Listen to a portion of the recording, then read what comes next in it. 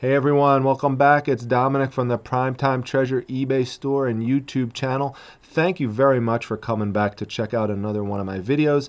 This is one that I'm going to do for you on customer service. Customer service is so important and so crucial to your success as a business. If you don't provide good customer service, you are going to get negative feedback from your buyers and it's going to affect future sales down the road. And you don't want that. You want your buyer to have a positive experience, even if something didn't go quite right in the beginning. The way you handle it and the way that you react from the outset with the buyer is so critical in forming a future relationship with that buyer and making sure that your business and your store, be it on eBay or Amazon or Etsy or Poshmark, retains a positive reputation. So I'm going to go through an example with you of something that happened with me recently and show you how I took a situation that definitely would have been a negative feedback and turned it into an extremely positive situation for myself and the buyer and wound up getting a very strong positive feedback. Now, just by way of background, my eBay store has 1,284 feedbacks associated with the profile. Of those, only one of them is a neutral and none of them is a negative feedback. So except for one, they're all positive feedbacks. And you want to try to keep it that way. Now, ideally, yes, you want to try to be perfect and you want to try to look perfect, but the more and more that your store grows, the more you sell, the more of a chance there is for something to slip up along the way. Now, sometimes it's going to be 100% your fault. Sometimes it's going to be partly your fault. Sometimes it might not be your fault at all, but you still want to try to react to it in the proper way so that you assist your buyer, assist your customer. And let me show you an example here. This is a Molson Canadian Lager ceramic 13-inch beer tap that I sold for $17. You see the price there is $19.99. I took a best offer of $17. I wound up shipping it in a flat rate priority mail envelope. And so that wound up being something like $7 or something to ship it out. I think it's like $6.80 exactly. It was wrapped in bubble wrap. Now, not the small bubbles, but large bubbles, multiple layers going around it so that there was no way you could actually feel the beer tap underneath it once it was in the package. Now, my mistake was thinking that that was sufficient. I had sent other non-ceramic type of beer taps that way and layered with layered with cardboard in between. This one was cylindrical, so I couldn't, get layers of cardboard around it unless I were to put it in a box. That's what I should have done, is put it in a box, but I didn't. So lesson learned for this situation. So for the other 50 plus beer taps that I have that I need to put up for sale, there's not going to be an issue when I ship those out. So but what wound up happening is this item wound up getting damaged. And ceramic, you do have to take extra care with because it will crack easily. And so again, my fault, my bad on this item. So let me show you what happened. The customer sent me a message, and it was a nice message. It wasn't mean or anything like that. In fact, the customer didn't even demand anything of me, but just let me know what happened and said, "Hi, I got the tap handle, and the scratch is a crack, and the bottom is all cracked. I will send you pictures." So I'll show you some of the pictures here. You could see here there's a crack that goes right down the side of the tap here. There's some right there on the top. We've got a crack down the bottom. I'll move that so you could see it better. There you go. It's a crack down the bottom. Here's another picture here. A triangular crack right there. Here's another picture with some better lighting. You see that nice long crack goes right down there. Well, not nice in the sense that it's a positive thing, but it's definitely a significant crack is what I mean by a nice crack. Then you could see up here, there's a few more cracks right over there. So obviously this is unacceptable. This is not how you want your customer to receive the item. So let me, before I tell you how I handled it, tell you the wrong way to handle it, which is how I see some some sellers respond to these types of situations, which is send a message back to the buyer and tell them, this isn't your fault, you packed it properly, There was no way that this should have been damaged, and it was mishandled by the post office. Sending a message that says something like that, or sending a message that says, hey, it was fine when it left my place, it was secure, and I can't be held responsible for the post office damaging it during transport. That doesn't do your buyer any good. And while it might be partly true that the United States Postal Service or whatever shipping service that you used mishandled and manhandled the item that way, the bottom line with products that get damaged when shipping is that ultimately you as the seller did not pack it good enough. So this item definitely could have been packed better. It could have been shipped in a box, as I mentioned earlier, with bubble wrap protection around it as well, so that it wouldn't get damaged. Again, any future taps that I send out, especially ceramic ones, I'm going to make sure I send them out that way, but this one wasn't. So mistake on my part, and now you have to handle it with the buyer. So the first part is don't let the buyer wait a long time before you respond. You have to respond back quickly, preferably within 24 hours, but I would say as soon as you actually get the email, get the message, you send a response. The other thing is, this actually should be the first step, what I'm going to say now, is you have to empathize with your buyer. Okay, you have to try to put yourself in that situation. If I ordered this item off of eBay or Amazon or Walmart or wherever, and it came to me in damaged condition like this, how would I feel? Okay, now another way that people mishandle this, they say, okay, well, ship it back to me, and then you charge shipping or you charge a restocking fee. How would you feel about that if you got an item that was damaged from Amazon, for example, and they asked you to, and they sent it and it was damaged, and they want you to pay the shipping and they want you to pay a restocking fee? You would be very, very upset, but I see a lot of eBay sellers try to do that, and it's not the right way to go about it. Plus, why do you want a damaged item like this back anyway? It's damaged. It's, you can't do anything with the item. You're not going to be able to resell it. So you need to just cut your losses and figure out a way to move on from it.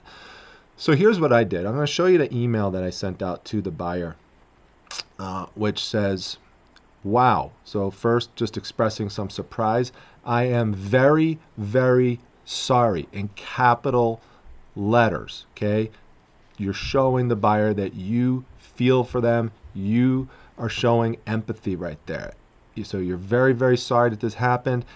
Completely my fault. So let me just stop there. This is something that is short in society these days, which is taking responsibility for things. And so you're showing that you are willing to take responsibility and accept the blame and not put it on somebody else like the Postal Service.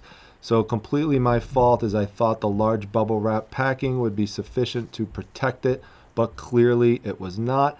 I've issued you a full refund. So that's the next step. Again, what would you want if you were in that situation? You would want a full refund because you did not get what you ordered. In addition, now this is an option that I had. You might not have this next option, but if you do the full refund part, that many times is going to be sufficient to handle the situation. But sometimes you could go above and even beyond that. And that's what I did in this situation. I said I've attached a picture of a selection of beer taps because I purchased a lot of 55 beer taps, so a whole collection of them, along with many other collectibles that I purchased. I've already made my money back from the whole purchase, and I haven't even sold off many of the beer taps, but with the other collectibles, I already made my money back. So anything that I sell with these beer taps is extra money, extra profit. So that, by the way, just goes back to doing a good job in negotiation when you're sourcing. So I have a whole series of videos on negotiation. You should check some of those out. But if you could source low, then you're in a better position later on when you get into these possible situations with buyers where you could try to compensate them and it won't hurt you too much in terms of your bottom line. But I said I've sent you a picture of a selection of beer taps that I would like to offer you one free of charge to be sent out tomorrow. So you're showing an immediate way to resolve the problem. Now, I didn't have the exact same Molson Canadian beer tap. In other words, I didn't have a double of it, but I had another Molson Canadian beer tap in a different shape and a different style. And so I offered that to her. I told her that there were a few other items that were not available because I've already sold them. But by and large, with the exception of the few that I've already sold, she could pick any one. I was not putting any restrictions on her. I sent her a picture of all the beer taps, which I had already taken a picture of a long time ago when I sourced my items. And so I sent it right off to her and told her, take your pick. And sure enough, not surprisingly, she wanted the other Molson Canadian beer tap. So no problem. I went, I got it, I packed it up. Not only did I bubble wrap it, I made sure I put it in a nice, strong, secure box. I shipped it out to her priority mail, not economy mail, the next day. Now, she sent me a response that says, oh my gosh, thank you. I would like the other Molson handle. I hung the one I got in my collection, but I can't use it on my kegerator. It has some pretty sharp edges. I will gladly pay you for shipping if you'd like, question mark. And you've got to respond, no, absolutely not. I am not going to take any shipping charges from you. She's already paid you shipping for the first item, so you should not charge shipping again. You've got to absorb the shipping. You've got to absorb the initial cost of the defective item that you wound up sending over there, and so you're absorbing the cost of the refund, and you're absorbing the cost of the new item that you're sending as well. So there's 3 costs you have to absorb here. Now, total, this is going to set me back around, $15 or so once you factor everything in. So I sent it out. And today I just checked my feedback, and you'll see right here, this is the same person. You see here's the Molson Canadian ceramic 13-inch beer tap. And what did the person write? Awesome seller with 2 exclamation points. But here's the best part, what it says next. One of the best on eBay. Thank you. Okay, now that really means a lot to me, and that is a great resolution, both for the seller, so for myself, and for the buyer, okay? Because now when somebody else comes and let's say they're looking for some of my more expensive items, things that I'm selling for $100, $150, $200, and they go through my feedback and they see that somebody wrote one of the best on eBay, or I told you, I have over 50 additional beer taps that I need to sell. And so when someone who wants to buy one of my beer taps goes on and looks and says, awesome seller, one of the best on eBay, they're not going to have reservations about, purchasing the item because they know it's going to be protected well. Now, someone might say, well, what if they see this YouTube video? Let them see the YouTube video. That's great.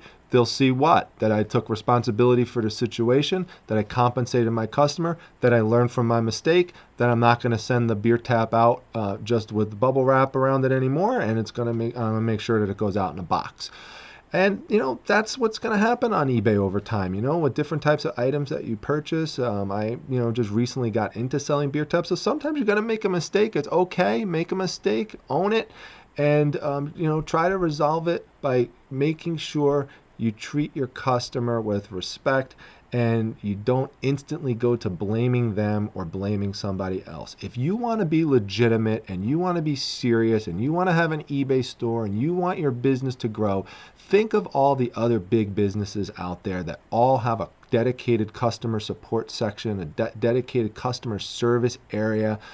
Okay, now sure, there's situations where people try to scam you and people try to take advantage, and in those situations you do have to be firm and you have to make sure that, if you think you're being scammed, that you talk to eBay representatives and you handle it in an appropriate way so that you aren't taken advantage of. But this was clearly not that type of situation, so that's what I'm talking about. Now, if someone had left, and let's just say the buyer had not contacted me first, which unfortunately sometimes happens, and they just left the negative feedback for you, or maybe they left a neutral feedback, I would still go ahead and try to resolve this in the same way. I'd reach out to the buyer, and I would make sure that I expressed sorrow for that the item that they received was damaged, and try to find out a way that I could resolve it in a way that would make them satisfied. Because when they just get that item in and there may be really something they were looking forward to and they get emotional about it and they just might fire off, just to get their anger out, they might fire off a negative feedback. But then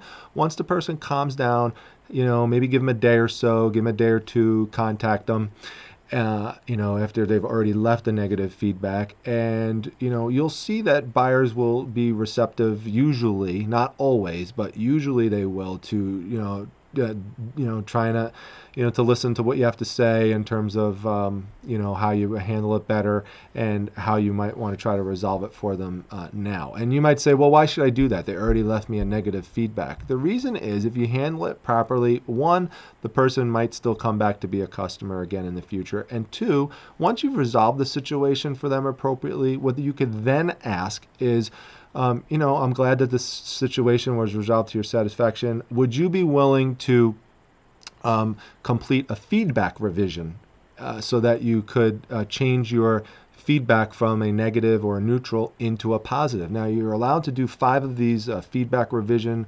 requests per year per eBay policy if you're an eBay seller. For other selling platforms, you'd have to check with them. eBay is the one I know the most about.